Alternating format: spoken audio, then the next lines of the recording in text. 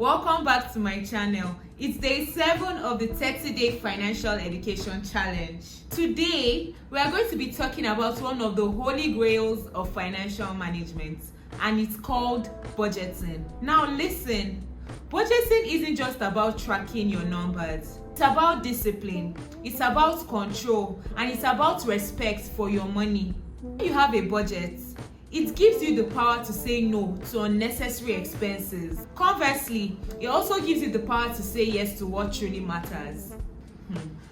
But here's the thing, when most people speak about budgeting, they talk about the 50-30-20 rule. Whilst that's a good place to start, that doesn't reflect everybody's reality, at least not mine, as an African woman who is also religious. So let's be honest, guys. We have certain traditional and cultural expectations that this 50-30-20 budgeting rule doesn't account for. First, there is the black tax, which in some climes or in some African climes is known as Ubuntu.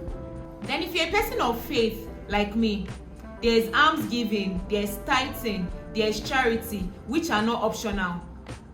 These are the bedrock and the foundation of our Christian faith. So when I saw the 50-30-20 rule, when I heard about it, I thought it was great in theory, but the truth is, it's not practical.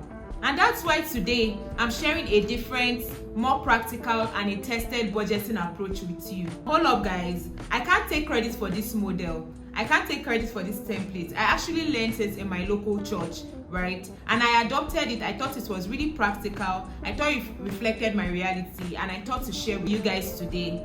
So here's how it works. 10% to God. That's like a golden rule, right? That's a golden rule. 10% to God, which is tithing. As Christians, we believe that everything we have comes from God. So we practice tithing as a way of showing gratitude to God, right? And recognizing the fact that He's our source and everything that we have comes from Him. Of course, there's 10% to your parents as well. Well, I can't say for any other person's parent, but for mine, like, it is an obligation for me. I feel obligated to do it. It is mandatory for me. I have present parents the way that I can. I always want to appreciate them, to show gratitude for all of what they did for me whilst I was growing up. And there is 5% for benevolence or charity, right? This is the act of simply just giving back to the society, either by sowing into someone's life, right, by funding their education or funding a part of their education, paying for their medical bills, in whatever that might mean for you. It's basically just a way to keep your perspective balanced, right? There's 20-25%, which you can, divert into your savings and investments. Of course, I will talk about this. This is very key for me, very, very important, right? So this is basically you just setting money aside for your future. But a rule that I actually believe in is pay yourself first, right? Especially if you're a salary earner, right?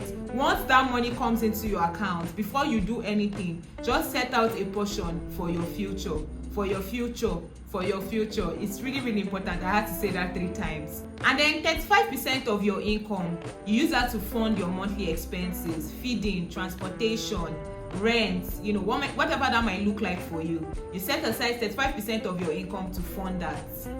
And then last but not the least, you also now set aside 20% of your income, which you use to fund certain expenses. I always call this a cushion fund, right? So it's not compulsory that these expenses would always repeat themselves every month. However, these expenses will come, they will just look different on a monthly basis. Always good to just have that cushion fund set aside so you can use it to fund, such expenses whenever they come up. Budgeting isn't about restriction, it's about intention, and it's about control. It gives you the ability to say no to things that you didn't plan for. Totally adore these budgeting templates because it creates room for your culture, for your faith, and your long-term goals. Try it for a month and watch how your relationship with your money changes and transforms.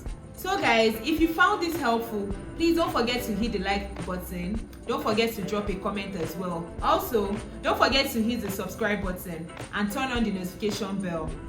I will be sharing daily tips for the next 30 days on financial management, and you don't want to miss any of it. So make sure you stay tuned. Alright guys, thank you so much for watching. I'll see you in my next video. Bye!